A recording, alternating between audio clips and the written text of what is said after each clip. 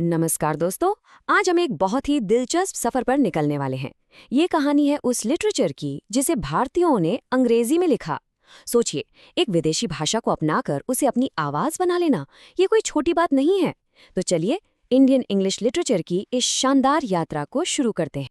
तो इस पूरी कहानी को आसानी से समझने के लिए हमने इसे 6 हिस्सों में बांटा है। सबसे पहले हम जानेंगे कि इंडो एंग्लिकन लिटरेचर आखिर है क्या। फिर हम 4 अलग अलग दौर से गुजरेंगे, एक शुरुआती दौर, फिर राष्ट्रवादी दौर, आज़ादी के बाद का दौर और आखिर में वो दौर जब इसने पूरी दुनिया में धूम मचा दी। और अंत में हम सब कुछ फटाफट रिवाइज करेंगे। तो सबसे पहले सबसे ज़रूरी सवाल, ये इंडो एंग्लिकन लिटरेचर होता क्या है? आइए इस बहुत ही ज़रूरी फ़र्क को समझते हैं।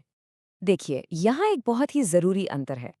इंडो एंग्लिकन लिटरेचर वो है जो R.K. नारायण या अरुंधति रॉय जैसे भारतीय लेखकों ने अंग्रेजी में लिखा।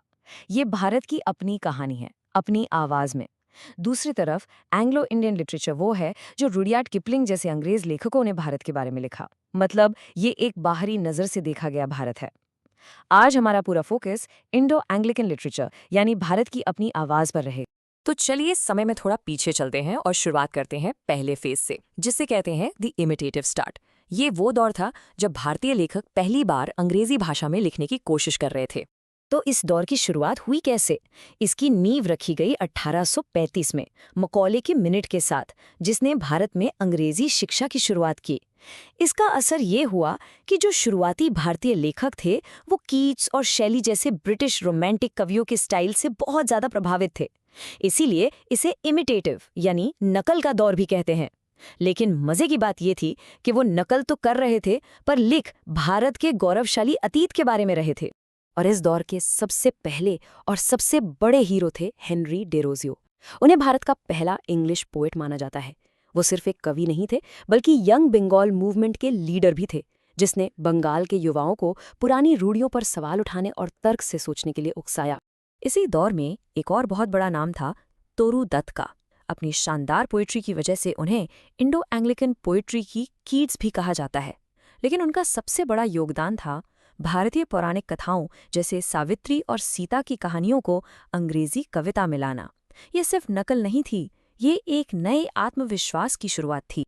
अब कहानी में एक नया मोड़ आता है। हम दूसरे फेज में एंटर करते हैं, द नेशनलिस्ट वॉइस। ये 1900 से 1947 तक का दौर है, जहां से कलम सिर्फ कलम नहीं रहती, वो आज़ादी का हथियार बन जाती है। सोचिए, पूरे देश का माहौल बदल रहा था, आज़ादी की लड़ाई जोर पकड़ रही थी और इसका सीधा असर लिटरेचर पर पड़ा। अब लेखकों के थीम थे देशभक्ति, समाज सुधार और सबसे बढ़कर आज़ादी की लड़ाई। लिटरेचर अब सिर्फ मनोरंजन के लिए नहीं, बल्कि देश को जगाने का एक जरिया बन चुका था। और इस दौर के वो सितारे जिन्होंने भारत को दुनिया के साहित्यिक नक्शे पर ला दिया, वो थे रविंद्रनाथ टैगोर। वैसे तो वो बंगाली में लिखते थे, पर जब उन्होंने अपनी रचना गीतांजलि को खुद इंग्लिश में ट्रांसलेट किया तो बस इतिहास बन गया। 1913 में उन्हें साहित्य का नोबेल पुरस्कार मिला।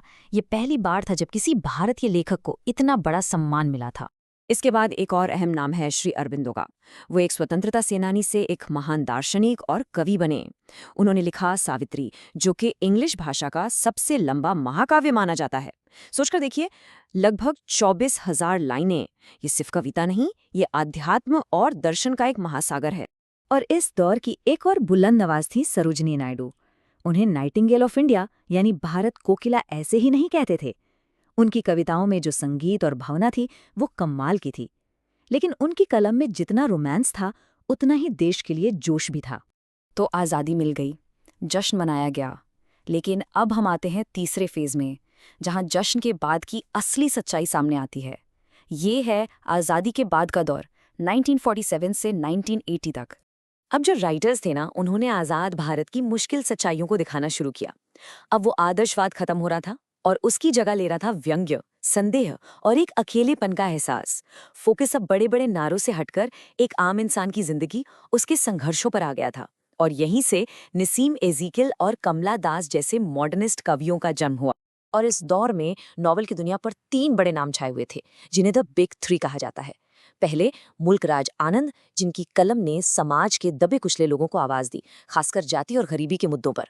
दूसरे R.K. नारायण, जिन्होंने अपना एक काल्पनिक शहर बनाया, मालगुड़ी, और वहाँ के आम लोगों की छोटी छोटी प्यारी कहानियां सुनाई।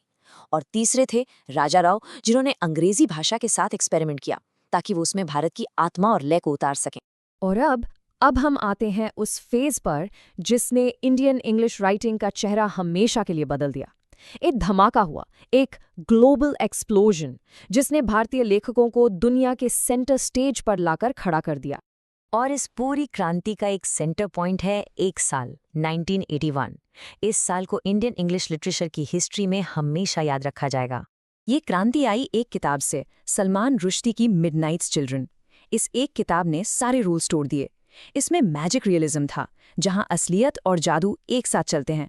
और सबसे मज़ेदार चीज़ जो रुश्दी ने की वो था इंग्लिश का चटनिफिकेशन, मतलब हिंदी उर्दू के शब्दों को बिना किसी हिचकिचाहट के इंग्लिश में मिक्स कर दिया। ये एक तरह का ऐलान था कि अब हम अंग्रेजी को अपने हिसाब से चलाएंगे। रुश्दी ने जो दरवाज़ा खोला ना, वहाँ से कॉन्फिडेंट राइटर्स की एक पूरी फौज आ गई। अमिताभ घोष ने इतिहास को कहानियों में जिंदा कर दिया। अरुंधति रॉय ने तो अपने पहले ही novel the god of small things के लिए बुकर प्राइज जीतकर कमाल ही कर दिया। झुम्पा लाहिड़ी ने उन भारतीयों की कहानियां लिखी जो विदेश में रहते हैं, और अरविंद अडिगा ने चमकते भारत के पीछे का अंधेरा दिखाया। तो हमने ये पूरा सफ़र तो देख लिया।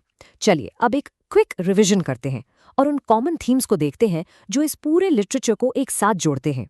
आप देखेंगे कि इन सभी राइटर्स की कहानियों में कुछ सवाल बार बार आते हैं, जैसे कि पूर्व और पश्चिम की संस्कृतियों का टकराव, अपनी पहचान का संकट कि हम कौन हैं, 1947 के बंटवारे का दर्द जो आज भी महसूस होता है, जाति और गरीबी जैसी सामाजिक सच्चाइयाँ, और हाँ, फेमिनिज्म यानी महिलाओं की आवाज़ और पितृसत्ता से उनकी लड़ाई।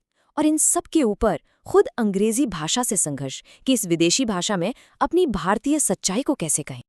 और ये टेबल ये आपके लिए एक परफेक्ट समरी है। इसमें आप पूरी जर्नी एक नज़र में देख सकते हैं। कैसे 1820 में नकल से शुरुआत हुई, फिर टैगोर के साथ राष्ट्रवादी दौर आया, इसके बाद आनंद, नारायण और राव ने सामाजिक सच्चाइयों को दिखाया, फिर मॉडर्निस्ट दौर आया, और आखिर में रुश्दी के साथ ग्लोबल दौर शुरू हुआ जो आज भी जारी है। ये आपके रिवीजन के लिए बेस्ट है, इसका एक स्क्रीनशॉट ज़रूर ले लीजिए। तो आखिर में एक सवाल आपके लिए छोड़कर जा रहा हूँ। जैसे जैसे भारत बदल रहा है, आपको क्या लगता है इसके इंग्लिश राइटर्स आगे दुनिया को कौन सी नई कहानियां सुनाएंगे? इस हमेशा बदलते लिटरेचर का भविष्य क्या होगा? हमारा ये सफ़र यहीं तक था। देखने के लिए बहुत बहुत शुक्रिया। अगर आपको ये एक्सप्लेनर पसंद आया तो इस तरह के और कंटेंट के लिए सब्सक्राइब करना ना भूलें। Thank you.